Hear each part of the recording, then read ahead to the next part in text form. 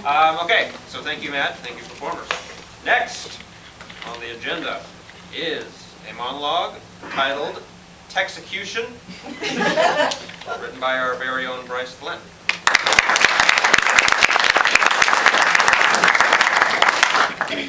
August 1st, 1966, the University of Texas at Austin, observation deck of the 32-story administration building. Whitney is crouched behind the brick balcony on the observation deck overlooking the university. You can hear the sound of bullets striking the tower trying to hit him. He is sitting next to a large, military-issued green footlocker. Shots are fired periodically. You know what I hate? Bless you. You know the thing people say after someone sneezes? What's the point? I mean, there are no other bodily functions that require a response like that. There's no, thank the Lord for coughing or praise Jesus for hiccups. More unpleasant bodily functions don't elicit a response either. But I suppose that's for the best. I don't know how I'd feel living in a world where I sit down in a public restroom trying to take a dump, and I have to hear the guy who's 2 stalls down from me yell out, "Hey buddy, sounds like an excellent stool you're dropping over there. Keep up the good work." I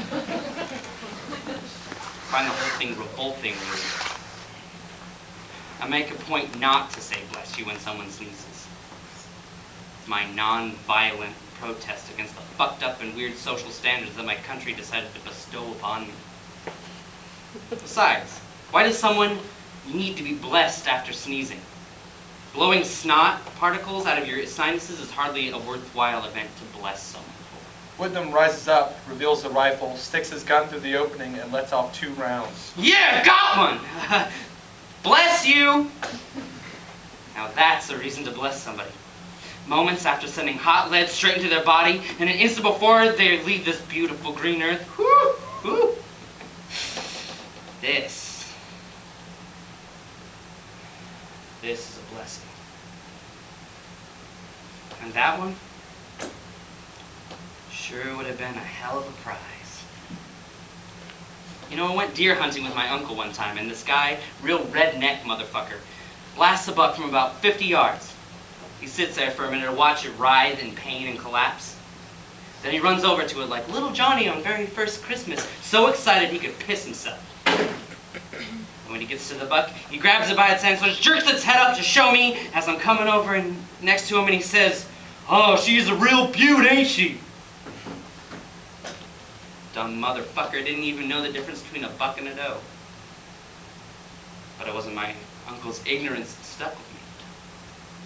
It was the sheer ridiculousness of the way that animal looked. Its eyes were crossed and its tongue hung out of its mouth, slobbering all over itself. It looked like some retarded Looney Tunes character. That's not a prize, though. Can you imagine mounting that outrageous-looking thing on your mantle above a roaring fire, having it look back at you like God's dumbest creation? But that girl, I tell you, that is a prize. She was pretty. Oh, right. I guess you couldn't see her. She's one of those sassy in disguise girls.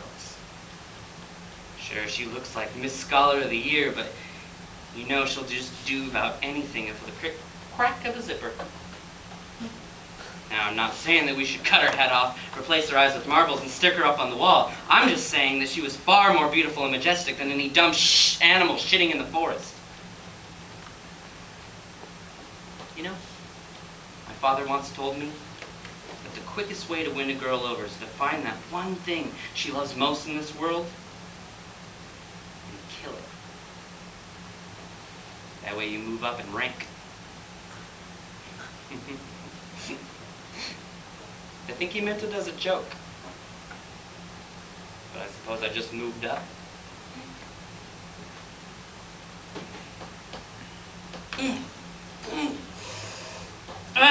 God damn it! Oh, don't worry about that. It's just another headache. My wife told me to take aspirin for these things. Oh, that poor, sweet woman. She would only think that aspirin could stop the rage from tearing its way through my brain. And the doctors didn't know what to do either.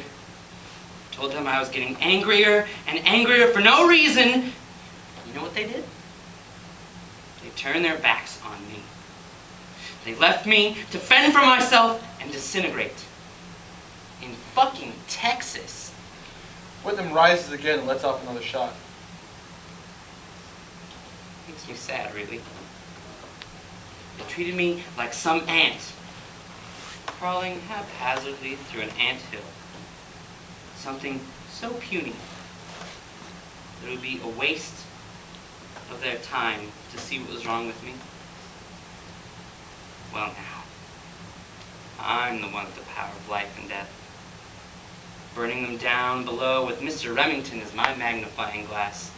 There's a loud banging noise. Men are charging through the door. We hear indistinguishable shouting. Whitney puts his rifle down and opens the green footlocker to retrieve an M1 carbine. Uh-oh. Looks like they've come to collect their prize. I wonder if I'll look as absurd as that poor deer. Oh, bless me. Whitney stays seated and turns the carbine around, closes his eyes, and places the barrel in his mouth. Pulls the trigger and we hear a soft click. Misfire. Whitney opens his eyes again and sinks in his seat a little bit. Blackout. We hear the barricade breaking and many shots being fired.